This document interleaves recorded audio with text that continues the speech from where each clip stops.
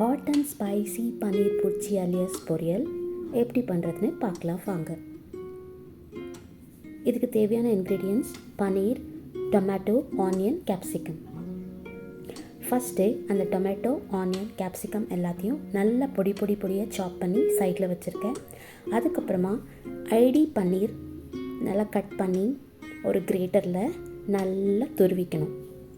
நான் ஐடி பன்னீர் வாங்கியிருக்கேன். உங்களுக்கு எந்த ப்ராடக்ட் பன்னீர் வேணாலும் நீங்கள் வாங்கிக்கலாம். கிரேட் பண்ணும்போது பார்த்து கொஞ்சம் கேர்ஃபுல்லாக பண்ணுங்கள். பொட்டேட்டோ மாதிரி ஹார்ஷாக பண்ண வேண்டாம். இது ரொம்ப சாஃப்டான பன்னீர், குயிக்காக துருவிடலாம்.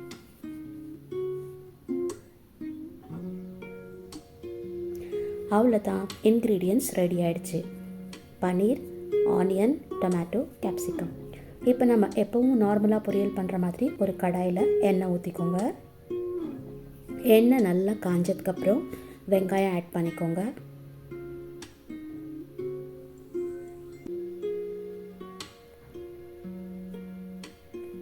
வெங்காயம் நல்லா கோல்டன் ப்ரௌன் கலர் வர அளவுக்கு நல்லா ரோஸ்ட் பண்ணிக்கணும்.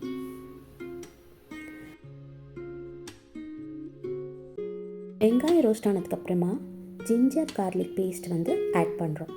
அதையும் போட்டு நல்லா அந்த ரா ஸ்மெல் போகிற அளவுக்கு நல்லா வதக்கிக்கணும். வெங்காயம், இஞ்சி பூண்டு பேஸ்ட்டு போட்டு நல்லா சாட் பண்ணிக்கோங்க. நல்லா சாட் ஆனதுக்கு அப்புறமா நம்ம அடுத்த இன்க்ரீடியண்ட்டான டொமேட்டோவை ஆட் பண்ணிக்கலாம்.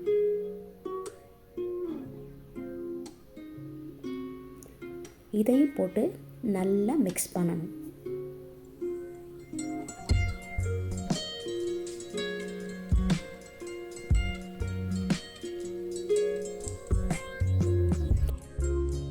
இன்க்ரீடியண்ட்டும் பிளெண்ட் ஆகிற அளவுக்கு நல்லா பொறுமையாக வதக்குங்க. வதக்குனதுக்கப்புறமா நம்ம மஞ்சத்தூள், காஷ்மீரி சில்லி பவுடர்,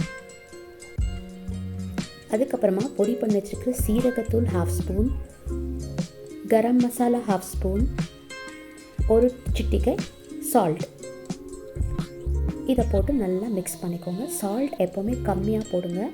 டிஷ்ஷு முடிஞ்சதுக்கப்புறமா நம்ம பார்த்துட்டு வேணும்னா ஜாஸ்தி போட்டுக்கலாம். எடுத்தோடனே ஜாஸ்தி போடாதீங்க.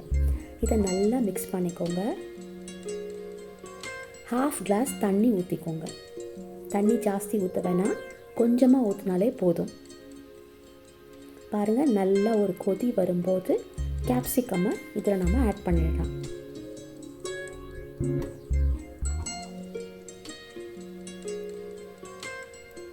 கேப்சிகம் குயிக்காக வெந்துடும்.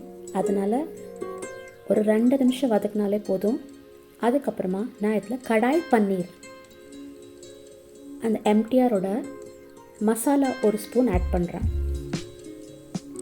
நல்லா உங்களுக்கு ரிச் ஃப்ளேவர் அண்ட் ஆரோமா கொடுக்கும்.